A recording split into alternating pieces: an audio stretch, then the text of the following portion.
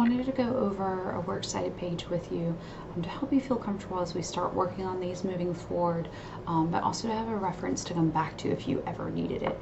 So when you're doing a works cited page, technically it is not its own document. Today you see it on its own document because I'm teaching you, but it does belong to the actual essay you're writing. So for this next essay that you have to have a works cited page for, you do need to have it at the bottom. You'll do insert page break, but today I'm going to show you as a separate document because I don't have anything else to show you.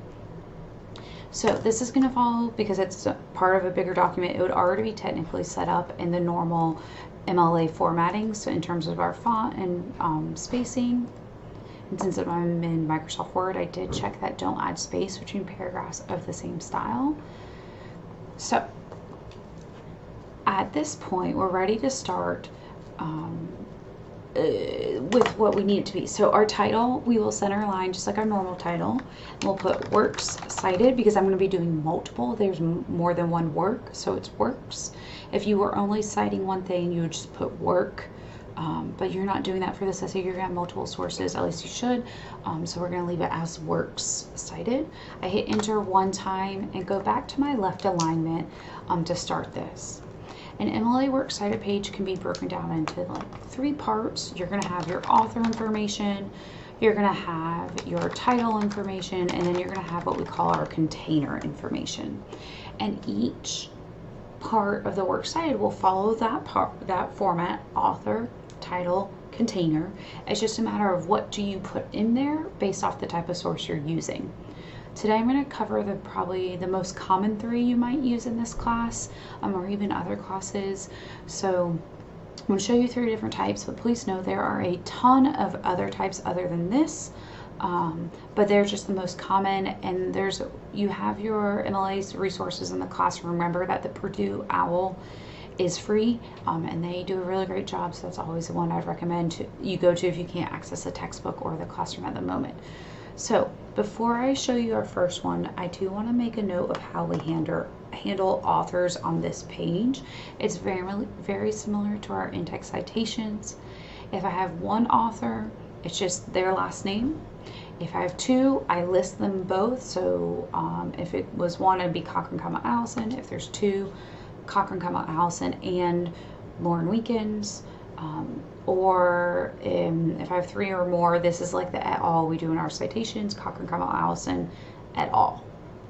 So it's just going to kind of depend on what ones we're doing, but the authors here should match the authors in the way that you do it in the in-text citations. So if I wanted to do a book, the first thing I would do is author. So we're going to pretend I'm going to use myself just to give you an example. So Cochran Allison's our author. Then you're going to give me the title of the book. Because the book is a complete long work, we talked about this before, it does go in italics. So I'm going to italicize book that I wrote. Then I'm going to put the city of publication, only if it is a publisher that is used internationally. And you might be like, oh, how do I know? That might be a quick Google search. So if I was going to use like something published by W.W. Norton, I would put New York City. My publisher would be W.W. Norton, and then the publication date. Normally that's a year. Sometimes you might have a specific date, but normally it's just a year. So we'll say it was published in 2020. So that's a book. I have my author, check. My title information, check. And then my container. So how and who published it, who contained that work for us. And so that's just like a sample example we could use. I forgot to bring my book over here, so let me roll real quick. So when you're using an actual book, like a real one, so I'm using Sensibility by Jane Austen, same thing, right? I would just put Austen, Jane, Sense and Sensibility. And now this, to find it in your book, you normally, after you open the page a little bit, there will be like some kind of copyright publication page there. This one does tell me that it is published by Barnes & Noble Classics. Barnes & Noble is worldwide. So I would need to put the city of publication, and this one tells me that's New York. That makes it easy for me. And then if you will, I'm going to try to make this where you can see it. The most recent copyright date is 2004. So yes, I know there's two, but you use the most recent. So New York City, Barnes and Noble Classics. I told you the most recent was 2004. And that's it. Books are really easy. And I wish they were all that nice. If you're going to do a web page, so this is just, I went to WRAL or something else, just like a website that's not a published article, a published journal, excuse me. It could be an article from a news article from whatever. It's just a web page. That one is slightly different. What we do for that is we would put the author's name. Oh, I'm on the wrong tab, sorry. So the author's name, again, I'm pretending it's myself for a second, and then I'll pull up a real one and show you. We'll put the name of the web page in quotation marks because it is one page of the whole website. So, web page article title. Then I'm going to put the name of the website in italics. If the publisher is different than the website, then we would put that. Then I'm going to put the URL. Oh, excuse me. Also, if there's a published date, we'll put that. I'm sorry, published date, and then the URL. Then MLA does suggest that you put the access date for anything electronic. So if it's a paper copy like my book, I don't have to do that. But if it's an electronic source, you put the day you access it. So accessed, you'll just put the most recent date. So let's say I looked at it today kind of thing. All right, so you put the most recent date you did that. The reason is because if the website goes back and updates things and someone reads your essay a month from now or whatever, and they're like, hey, that's not what the website says. Like, I went to read the website because I was curious and it doesn't match. They can see that, oh, you accessed it in October, but on the web page, they say they updated it in November. It must have changed since the time that you originally cited it. And so it's a way of protecting your credibility as you go. So make sure that you do put truly the last day you looked at it or pulled from it, to make sure that your audience knows that. So if I wanted to do a real web page, I can go anywhere. So let's see. Let's say I was writing an essay about Star Wars, and so I'm just pulling this over here so you can see it, and then I'll go back and forth. So here's my web page. I wanted 25 things you probably didn't know about the making of Star Wars: The Phantom Menace. This one is nice because it does give me my author here, my date of publications here, and that's super easy. There are times where on a website you might have to scroll all the way to the bottom to find it down here. Sometimes the information is down here.